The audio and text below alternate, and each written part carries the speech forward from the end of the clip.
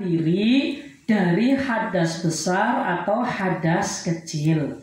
Nah, ini adalah syarat pertama sebelum melakukan prosesi sholat.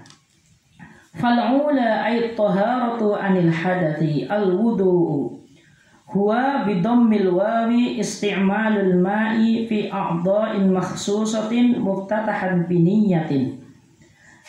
Taharuh yang pertama yaitu taharuh dari hadas kecil. Ya, taharuh daripada hadas kecil itu caranya dengan berwudu. Caranya dengan berwudu itu adalah taharuh dari hadas kecil. Lah, wudu itu secara bahasa apa? Wudu itu diartikan seperti apa menurut istilah fikih? Yaitu menggunakan air pada anggota-anggota tertentu dengan niat tertentu. Nah, ini namanya wudu. Jadi wudu itu adalah sebuah proses, sebuah aktivitas tertentu di mana seseorang melakukannya untuk menghilangkan hadas kecil. Nah, nanti kalau hadas besar itu ya caranya dengan mandi besar. Kalau hadas kecil cara mensucikannya dengan berwudu. Nah, aktivitas wudu ini harus sempurna supaya hadas kecil terangkat dari tubuh kita.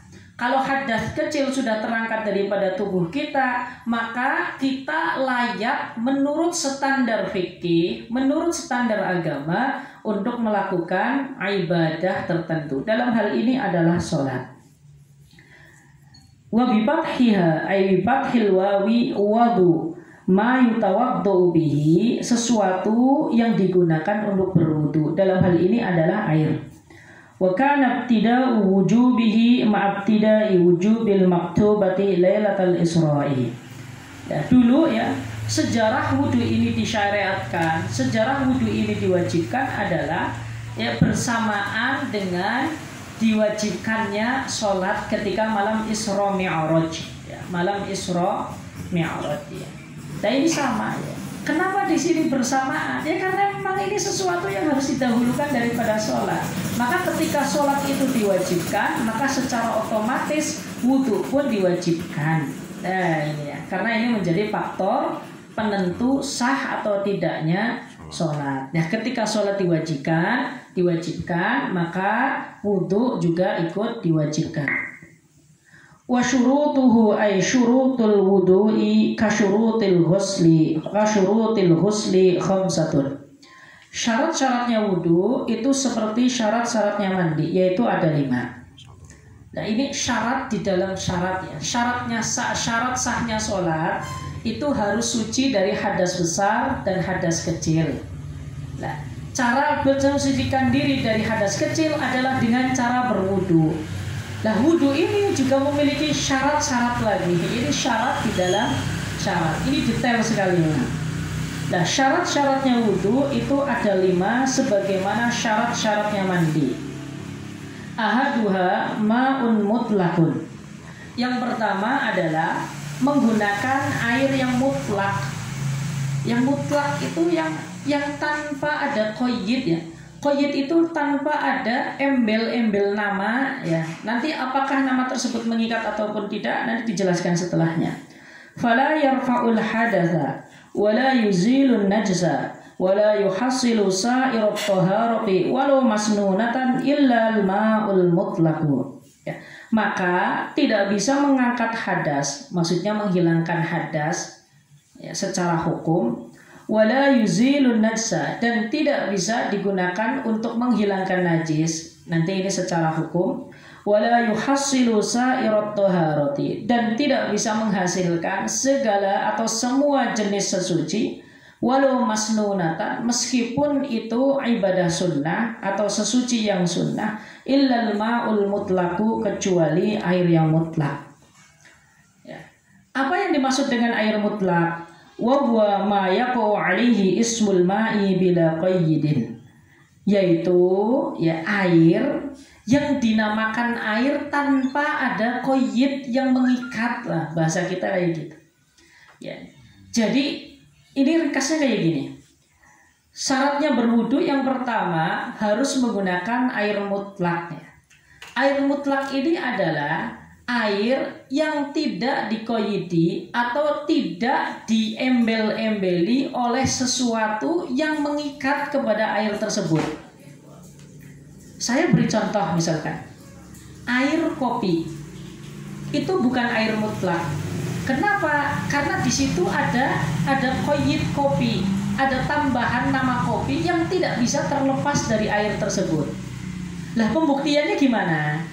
Ketika kita menaruh air kopi di gelas, maka orang akan mengatakan itu air kopi. Ketika ditaruh di botol, maka itu akan dikatakan air kopi. Ketika ditaruh di ember, orang pun akan mengatakan itu adalah air kopi. Ini berarti adalah air yang diberi nama atau diberi koyid dengan koyid yang bersifat mengikat yang tidak bisa terlepas daripada air tersebut.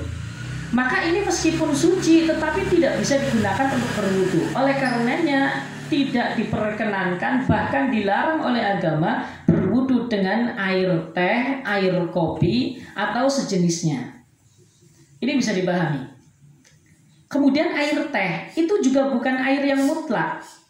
Kenapa? Karena air mendapat tambahan nama teh. Dan tambahan nama ini sifatnya mengikat. Sehingga ketika kita menaruh air tersebut di tempat lain, maka orang tetap akan mengatakan kalau itu adalah air teh. Berbeda dengan air mutlak, air yang tidak memiliki embel-embel, hanya orang menyebut itu air. Lah cara pengujiannya gimana?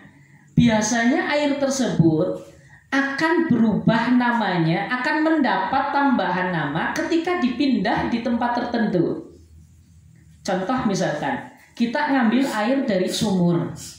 Ketika di dalam sumur, maka namanya air sumur. Ketika kita pindah ke ember, tanpa ada orang tahu ini diambil dari sumur, maka orang akan mengatakan itu adalah air bersih.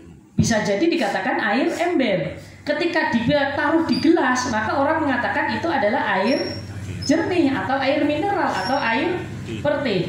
Intinya adalah air, di mana orang tersebut tidak terpaku ke dalam satu pembatasan nama. Nah, maka ini namanya air mutlak. Ya, dalam bahasa kita ya air putih itulah, ya, air putih itu. Nah, air itulah yang bisa digunakan untuk bersesuci. Ya. Wa in rashahu min bukharil ma'it tahiril mahliyyi, ya. Meskipun air tersebut itu memang hasil uap atau berasal dari uapan air yang suci yang telah mendidih. Awis tuhulika fihil khalid, atau memang ditaruh atau memang hasil pencairan ya, karena memang ada sesuatu yang dicampurkan ya, misalkan ada es batangan lalu diberi bahan tertentu lalu mencair. Ini untuk menggambarkan ustuhlika fihil khalid. Au quyida bimuwafaqatil waqi kama'il bahri, atau dikoyidi namun karena memang melihat realita. Di dalam bahasa mudahnya semacam ini ya. Air tersebut mendapat koyid ya karena memang faktor alam lah. Bimuwafaqatil waqi itu ya karena memang faktor alami. Contoh air laut. Dikatakan air laut karena keberadaannya kebetulan di laut. Kalau air tersebut tidak di laut, ya tidak dikatakan air laut. Ini namanya qayyid yang memang mimba bimuwafaqatil waqi, karena memang ada kesesuaian dengan alam lah. Bahasa mudah untuk menerjemahkan waqi itu kayak gitu. Sebab arti dari kata-kata waqi itu aslinya adalah realita ya. Sesuatu yang nampak di depan kita itu namanya waqi. Bikhilafi ma la yudkaru illa muqayyadan kama'il wardi. Berbeda dengan air yang tidak disebutkan kecuali selalu dalam keadaan dikoyidi, selalu diberi nama khusus lah bahasa mudahnya. Kama'il wardi, sebagaimana air bunga mawar. Ini air bunga mawar itu kan ketika jauh dimanapun itu tetap statusnya akan berubah. Statusnya tetap sebagai air mawar. Ya contohnya kopi itu ya. Air kopi ini suci bisa dikonsumsi. Bisakah digunakan untuk berwudu? Tidak, karena ini ada qayyid yang mengikat. Ya, begitu pula air mawar, air melati dan lain sebagainya. Itu juga air, namun ada qayyid atau ada tambahan nama yang mengikat. Ini. Kemudian sifat daripada air mutlak tersebut harus ghairu musta'malin fi fardhi taharatin min raf'i hadatsin asghara aw akbar, yaitu air suci, air mutlak yang tidak mustakmal. Mustakmal itu maksudnya yang belum digunakan fi fardhi taharatin, di dalam fardunya taharah. Fardunya taharah itu adalah taharah yang bersifat wajib ya. Ketika kita ingin sholat maka kita berwudu. Lah wudunya ini statusnya menjadi wajib. Sebab ada wudu yang memang tidak wajib ya. Orang ingin mendinginkan badan saja maka wudu, maka dia wudunya tidak wajib. Atau orang masih dalam keadaan suci tetapi ingin memperbaharui wudunya lagi. Ini tajdidul wudu. Ini juga tidak wajib. Ya. Telah digunakan min raf'i hadatsin asghara aw akbar, ya, untuk menghilangkan hadas kecil atau hadas besar. Ini namanya air mustakmal. Jadi yang bisa digunakan untuk berwudu itu adalah air bersih yang tidak mustakmal. Ya, mustakmal itu adalah penggunaan air untuk fardunya toharoh, baik itu toharoh dari menghilangkan hadas kecil ataupun hadas besar. Ya, sehingga ketika ada orang mandi lalu bekas airnya digunakan untuk berwudu, ya itu nanti menjadi tidak sah. Atau ada orang habis berwudu kemudian air bekas berwudunya nanti digunakan untuk wudu lagi, maka tidak sah. Ya, ini gambaran ini nanti ketika air tersebut kurang dari 2 kulah. Gambarannya kurang dari 2 kulah ya. Gambaran nyatanya kayak gini. Ada sebuah ember kurang dari 2 kulah. Taruhlah misalkan hanya 20 liter. Ini kan memungkinkan digunakan untuk berwudu. Tetapi berwudunya tidak dibuat pancuran. Ya, tangan dimasukkan ke dalam ember untuk berwudu. Lah, maka secara otomatis air tersebut menjadi air yang mustakmal. Lah, air yang mustakmal ini secara hukum, bukan secara real, bukan melihat realita ya. Realita bersih tetap ya.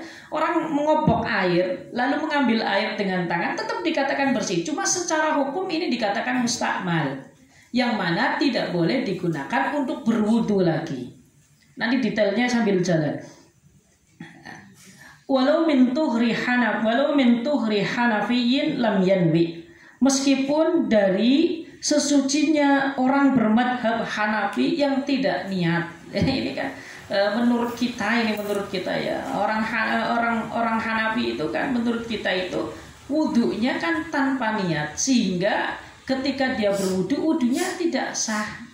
Ya, wudunya tidak sah menurut madhab Syafi'i. Kalau menurut madhab Hanafi ya sah. Karena menurut kita tidak sah, bolehkah kita itu menggunakan bekas wudunya Hanafi? Itu kan belum mengangkat hadas, karena tidak sah wudunya. Lah dijawab oleh kita itu ya tetap tidak sah, karena kemungkinan sah dan tidaknya masih ada. Makanya di sini bahasanya pakai walau. Ini berarti masalah ini ada perbedaan pendapat yang mengatakan ya sudah dikatakan tidak sah ya berarti airnya tidak mustakmal.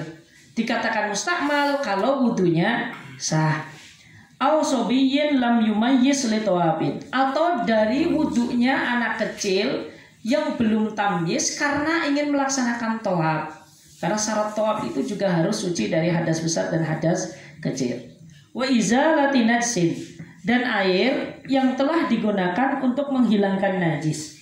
Walau ma'fuwan anhu, meskipun najis tersebut adalah najis yang ma'fu anhu. Ya, air yang telah digunakan untuk menghilangkan menghilangkan najis yang ma'fu anhu. Ma'fu anhu itu maksudnya adalah najis yang ditoleransi oleh agama. Ya, nanti ini pendalamannya beda. Ada najis yang dimaafkan di dalam pakaian. Ada najis yang dimaafkan di dalam air. Ya, ada najis yang tidak dimaafkan di dalam di kedua-duanya. Contoh setetes darah. Ya, darah setetes yang menurut pandangan uraf itu sedikit, itu ma'fu anhu, tetapi di dalam badan atau di dalam thawb, bukan di air. Nah, bangkai hewan yang darahnya tidak mengalir ketika kita membunuhnya, contoh semut. Semut itu tidak najis, tetapi di dalam air. Tapi kalau bukan di air maka itu dikatakan najis. Ya, ini mazhab Syafi'i ketat ya. Ini ya. Maka harus teliti betul ketika ingin melakukan sholat itu.